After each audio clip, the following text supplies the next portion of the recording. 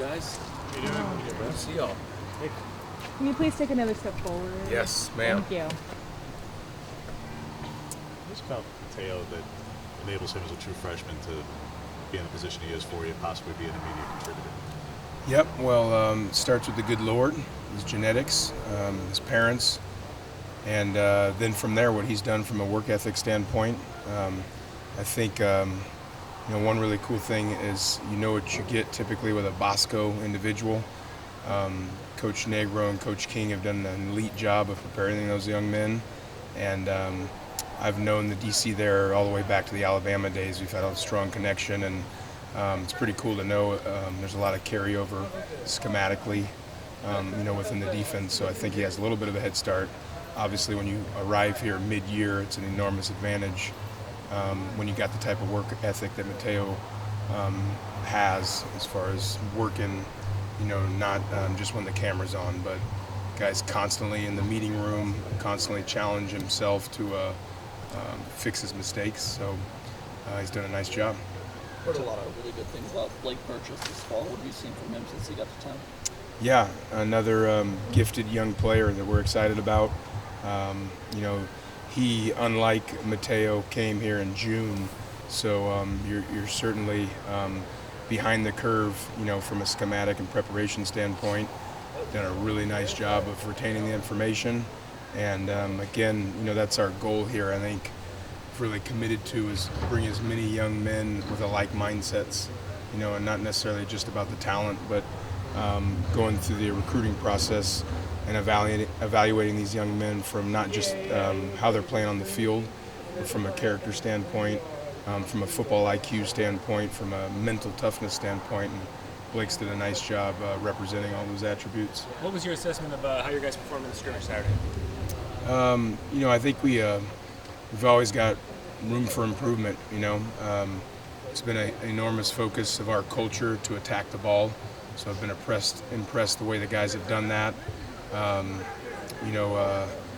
think we're doing our best to recognize where we went wrong last season from a third down winning standpoint, from a pass defense standpoint, and I feel like the guys have approached the preparation the right way of trying to improve that, and that showed some on Saturday.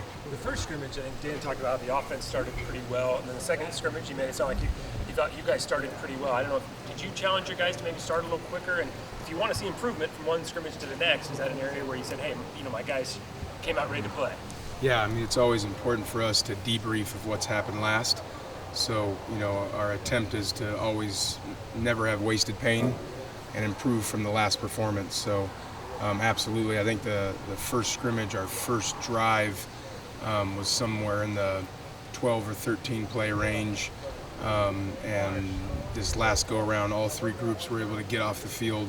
The first group still hadn't extended. They allowed a long third and long conversion, and then had a nice red zone stop. And then the other groups, ended it with a turnover and I believe a 3 and out. So we're always trying to do that. And what we do is, we show them the information, the statistics, what happened the week before, where we went right, where we went wrong, and try to better that every time we come out.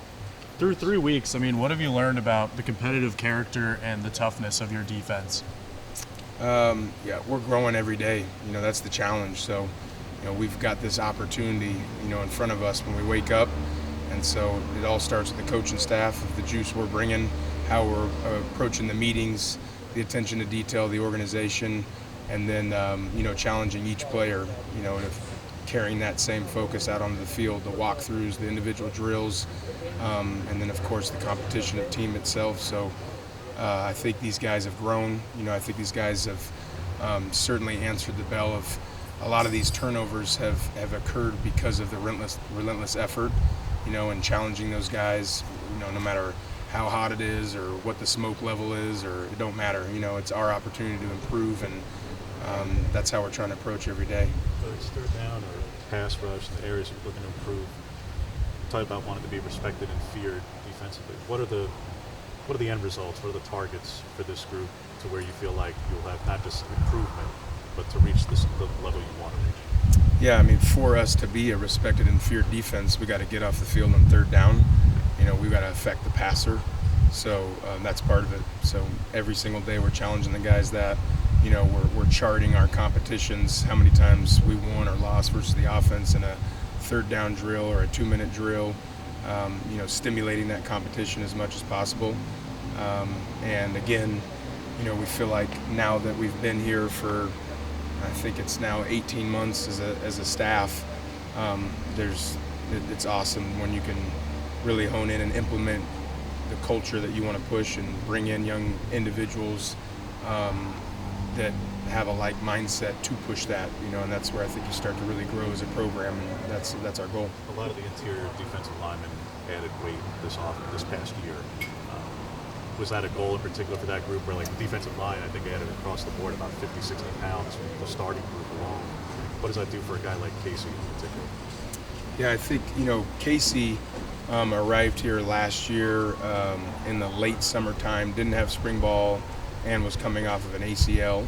So he certainly pushed himself and almost,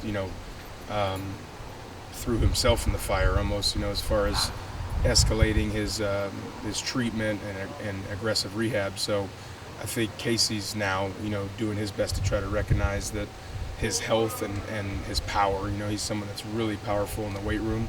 That's what I'm really challenged Casey at, is to try to translate that power onto the field. Obviously we didn't have Popo last season. Popo is a great addition for us, that offers that a size-speed combination.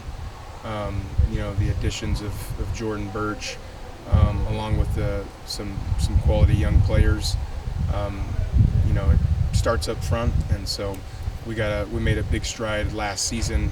Obviously, until the last rival game, having a real poor performance on defeating the run, building up to that point, being a top 20 rush defense, and I think we ended as the 30th. Best rush defense in the country. Not to our standard, but it's a place that we grew, and that's a place that we want to continue to grow on. For us to be successful or to be able to compete at the level we want to, we've got to stop the run. From a live tackling standpoint, how ready do you think this team is for an actual game setting? Well, we'll find out here soon. So, I can give you predictions or guesses, but you always find out, if you look at the body of week one across the entire nation, you look at week one and you look at the bowl game. DC and all of the land, right? Who is this? Yes. This is the guy. Yes, this is him. If you look at that pattern, that's where the most missed tackles occur, and that's where the most penalties occur. So that's what we're going to be challenging our guys of, is playing with discipline, control, and making sure we can tackle individuals like this. Elite athletes. Okay. Thanks, Tosh.